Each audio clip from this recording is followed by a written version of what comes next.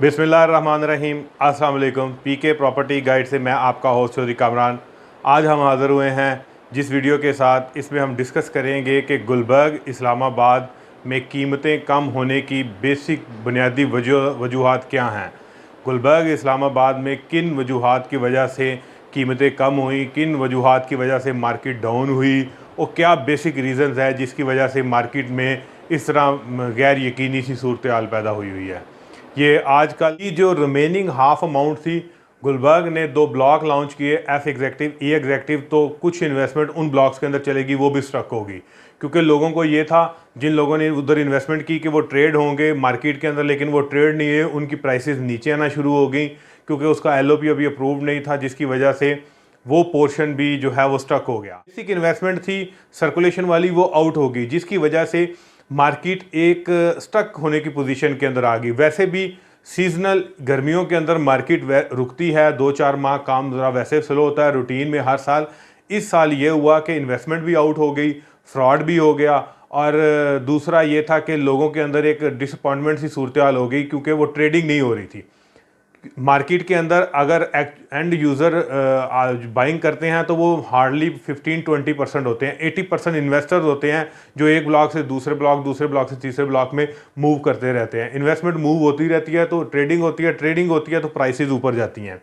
अब जब ये सिचुएशन रुक गई तो प्राइसेस नीचे आना शुरू हो गई। जब नीचे आना शुरू हुई तो बहुत से ऐसे लोग थे जिनकी 2 साल पहले की इन्वेस्टमेंट थी, उनकी प्राइसेस माइनर के ऊपर इन्वेस्टमेंट थी, क्योंकि लास्ट 2 ईयर से गुलबर्ग कंजेक्टिव बहुत ज़्यादा प्राइसेस के अंदर इंक्रीज़ हुई हैं कंपैरेटिवली राइट लेफ्ट किसी सोसाइटी से भी।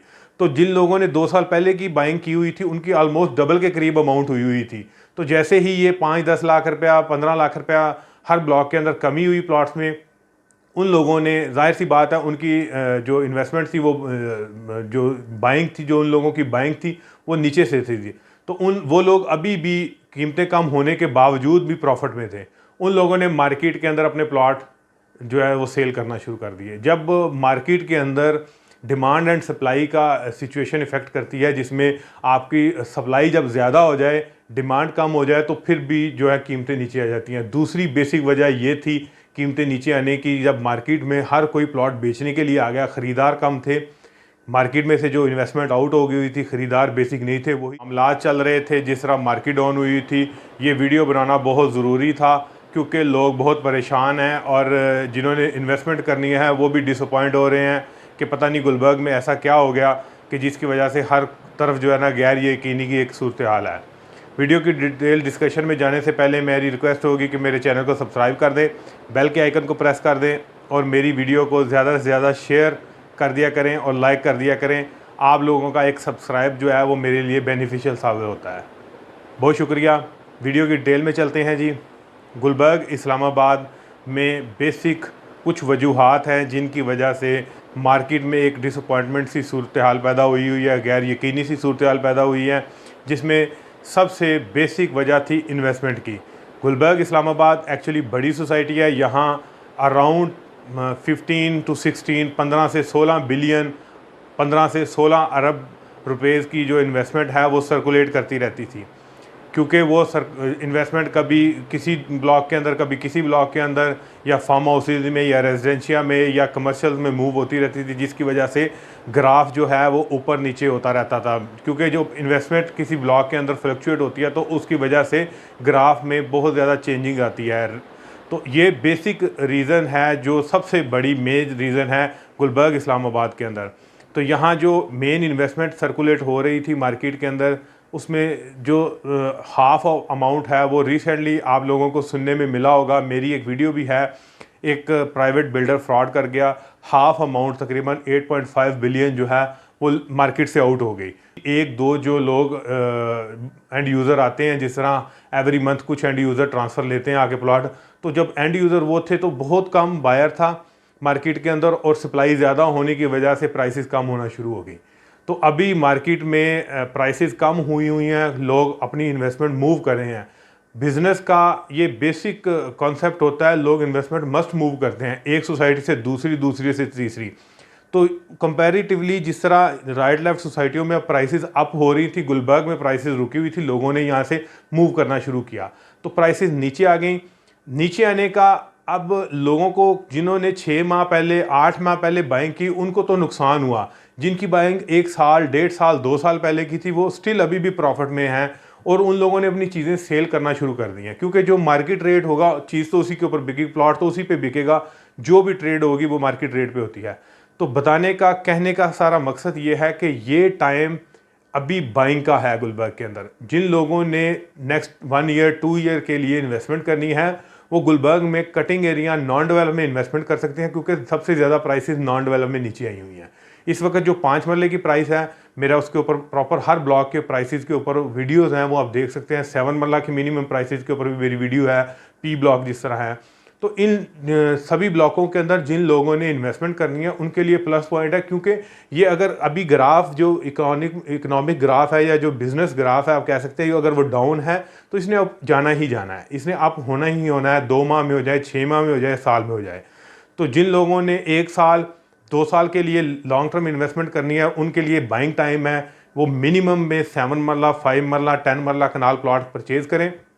2 माह 3 माह 4 माह में इंशाल्लाह प्राइसेस अप होनी शुरू हो जाएंगी, उनके लिए बेनिफिशियल हो जाएगा। जो लोग प्लॉट सेल कर रहे हैं वो जाहिर सी बात है उन्होंने कुछ ना कुछ सोच कर आगे वो DHA में, बैरिया में या किसी और सोसाइटी में शफल होना चाहते हैं, तो वो अपनी जगह सही है। उसकी रीज़न ये है कि उन्होंने एक टेन्योर वेट करना था, कर लिया। जब पीक पे थे शायद उन्होंने उस वक्त डिसीजन नहीं लिया बेचने वाला।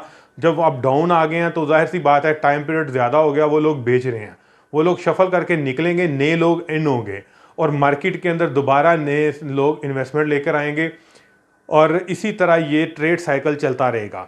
लेकिन मेरी आप लोगों से रिक्वेस्ट है, जो लोग रेंटल के चक्कर में प्लाजा वगैरह में या कमर्शियल्स में लालच में आके पैसे इन्वेस्ट करते हैं, उन्हीं लोगों के साथ ये लोग फ्रॉड करते हैं जो मार्केट में फ्रॉड ये बैठे हुए हैं। तो खुदारा आप लोग लालच ना करें, प्लॉटों में इन्वेस्टमेंट करें, क्योंकि प्लॉट आपके नाम होगा। प्राइसेस ऊपर जा रही हैं, नीचे आ रही हैं, जो भी हैं आपकी प्राइस, आपके पैसे आपकी पॉकेट में होते हैं, आपका प्लॉट आपके नाम है। ना इन लोगों के किसी चक्कर में पड़े, किसी से रेंटल सर्विस से रिलेटेड, ना किसी की इस तरह इन्वेस्टमेंट करें। हाँ, अगर आपने कमर्शियल इन्वेस्टमेंट करनी है तो प्रॉपर कमर्शियल इन्वेस्टमेंट करें जिस तरह लोग मार्केट में करते हैं। लालच में आके 1 करोड़ के पीछे 5 लाख 10 लाख वाली बात पे ना जाएं। प्लॉटों में इन्वेस्टमेंट करें, दोबारा फिर इन्वेस्टमेंट इसी तरह मूव होगी, गुलबर्ग कहीं नहीं जाएगी। प्रॉपर सोसाइटी है, कोऑपरेटिव सोसाइटी है, IB की सोसाइटी है, यहीं रहेगी, यहीं सारा कुछ होगा और आने वाले टाइम में इंशाल्लाह डेवलपमेंट भी देनी है इन लोगों ने। ये कोई फ्रॉड करके नहीं यहाँ से जाएंगे। तो आप लोगों से रिक्वेस्ट है कि अगर किसी ने बाइंग करनी है तो वो उनके लिए राइट टाइम है। अगर कोई शफल करके जाना चाहता है तो वो उनकी अपनी सजेशन है, उन्हें कोई ना कोई आगे उनकी अपनी सोच है, उन्हें कोई ना कोई आगे अपॉर्चुनिटी ऐसी मिल रही होगी जहाँ वो जा रहे हैं। तो वो अगर वो शफल करेंगे तो उनको उसमें बेहतरी होगी शफल करने में, क्योंकि उन्होंने जो सोचा होगा या कहीं और जा रहे हैं, जो टाइम उन्होंने गुलबर्ग में गुजारना था गुजार लिया, वो नेक्स्ट में किसी में जा रहे हैं। अब वहाँ से इन्वेस्टमेंट कहीं और से शफल होकर इधर आएगी। तो इस वजह से जिन्होंने बाइंग करनी है उनके लिए राइट टाइम है, जिन्होंने सेल करना है उनकी चीज़ें सेल भी हो जाती हैं। ज़ाहिर है बाइंग डलेगी तो सेल भी हो जाएगी। तो ये सब कुछ बताने का सारी डिटेल डिस्कशन करने का मकसद ये था कि जो ये डिसअपॉइंटमेंट सी सूरत हाल है, ये एक मार्केट की रूमर्स होती हैं, कुछ मार्केट की जो सिचुएशन होती हैं, लोग उनको बहुत ज़्यादा जो है ना वो सर पे सवार कर लेते हैं, परेशान हो जाते हैं। परेशान होने वाली बात नहीं है। अगर किसी को नुकसान हो रहा है तो मैं ये नहीं कहता आप अपना नुकसान करें, आप वेट कर लें। अगर किसी को नुकसान नहीं हो रहा, वो शफल करना चाहता है तो उसके लिए अपॉर्चुनिटी है, वो शफल कर सकता है। ये सारी डिटेल डिस्कशन थी। बाकी किसी किस्म का किसी ने कोई प्लॉट परचेज करना हो, सेल करना हो, मेरे गिवन नंबर पे कॉल करें, मैं और मेरी टीम हाजिर हैं। मुझे नेक्स्ट किसी वीडियो तक इजाज़त दें। आपका होस्ट चौधरी कामरान। अल्लाह हाफिज़।